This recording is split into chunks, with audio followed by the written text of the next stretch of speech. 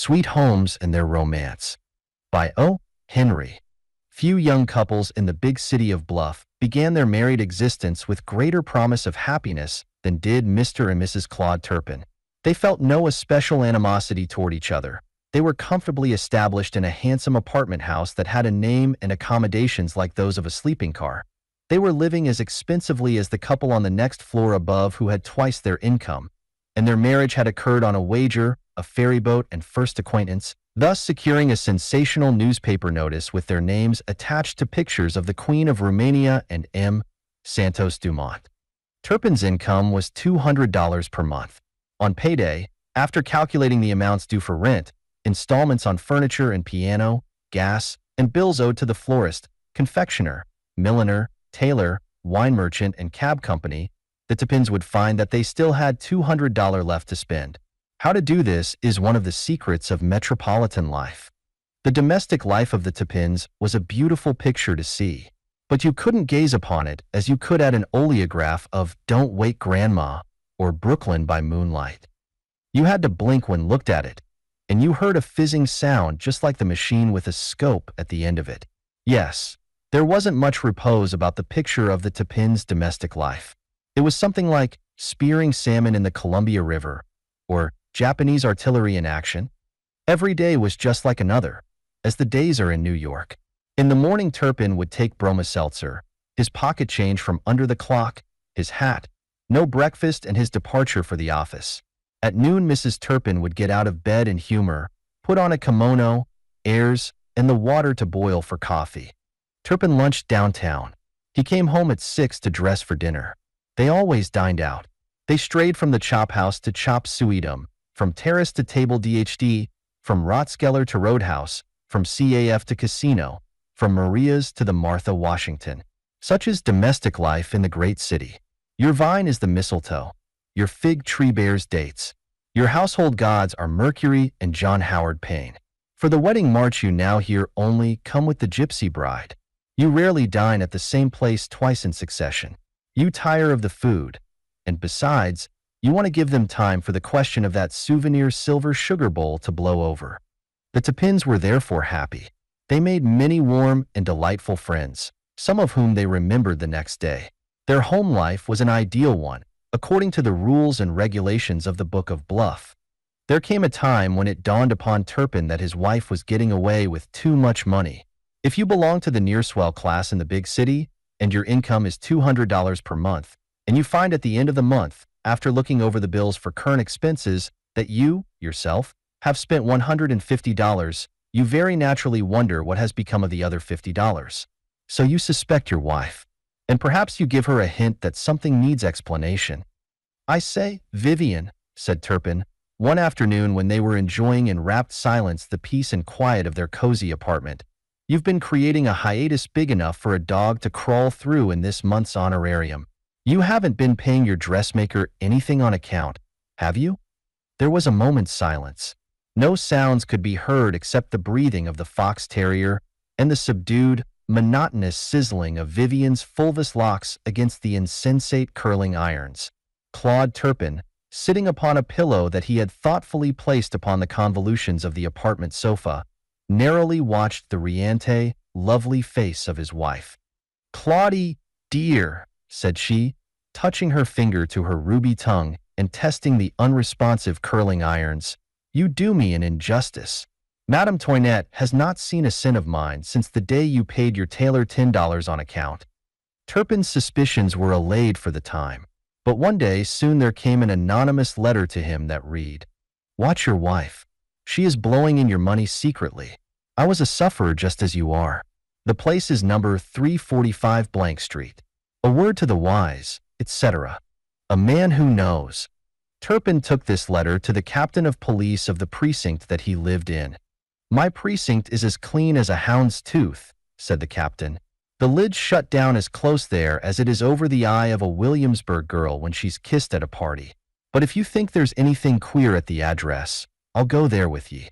On the next afternoon at 3, Turpin and the captain crept softly up the stairs of number 345 Blank Street. A dozen plainclothes men, dressed in full police uniforms, so as to allay suspicion, waited in the hall below. At the top of the stairs was a door, which was found to be locked. The captain took a key from his pocket and unlocked it. The two men entered.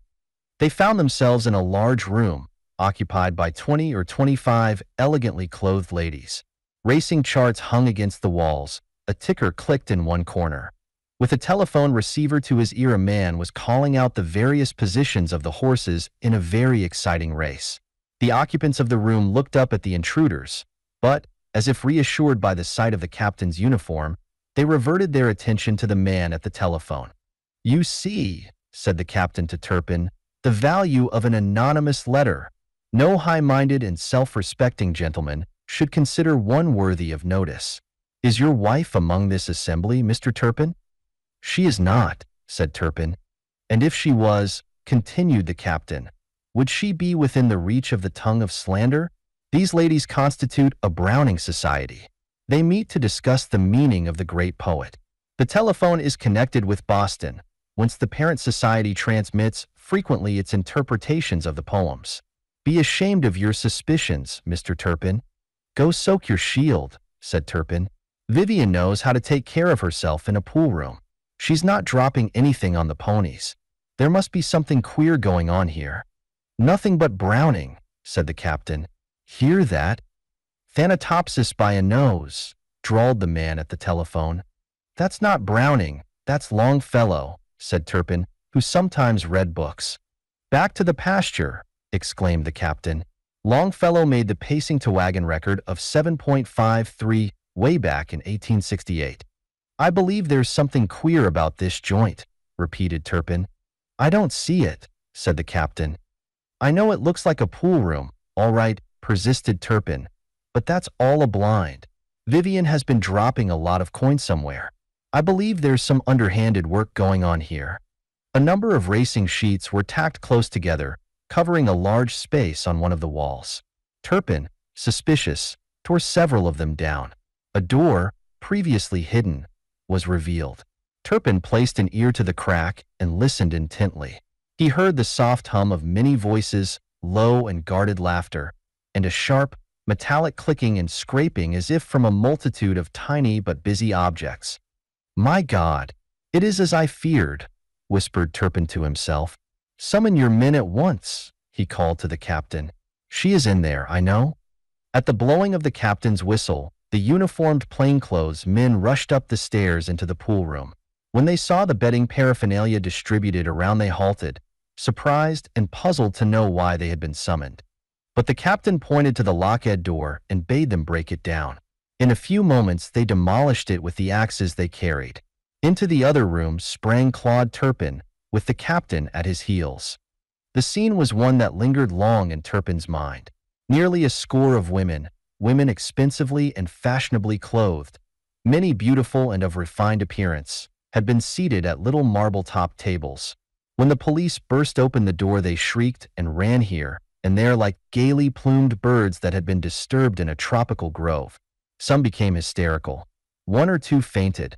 Several knelt at the feet of the officers and besought them for mercy on account of their families and social position. A man who had been seated behind a desk had seized a roll of currency as large as the ankle of a Paradise Roof Gardens chorus girl and jumped out of the window. Half a dozen attendants huddled at one end of the room, breathless from fear. Upon the tables remained the damning and incontrovertible evidences of the guilt of the habitués of that sinister room. Dish after dish heaped high with ice cream, and surrounded by stacks of empty ones, scraped to the last spoonful. "Ladies," said the captain to his weeping circle of prisoner, "I'll not hold any of yez. Some of yez I recognize as having fine houses and good standing in the community, with hard-working husbands and childer at home. But I'll read ye a bit of a lecture before ye go. In the next room there's a 22, one shot just dropped in under the wire 3 lengths ahead of the field. Is this the way ye waste your husband's money instead of helping earn it? Home wid yez. The lid's on the ice cream freezer in this precinct." Claude Turpin's wife was among the patrons of the raided room. He led her to their apartment in stem silence. There she wept so remorsefully and besought his forgiveness so pleadingly that he forgot his just anger, and soon he gathered his penitent golden-haired Vivian in his arms and forgave her. "Darling," she murmured, half sobbingly, as the moonlight drifted through the open window, glorifying her sweet, upturned face. I know I done wrong. I will never touch ice cream again. I forgot you were not a millionaire. I used to go there every day. But today I felt some strange, sad presentiment of evil, and I was not myself. I ate only 11 saucers. Say no more, said Claude, gently as he fondly caressed her waving curls. And you are sure that you fully forgive me? Asked Vivian, gazing at him entreatingly with dewy eyes of heavenly blue. Almost sure, little one, answered Claude, stooping and lightly touching her snowy forehead with his lips. I'll let you know later on. I've got a month's salary down on vanilla to win the 3-year-old steeplechase tomorrow. And if the ice cream hunch is to the good, you are it again. See?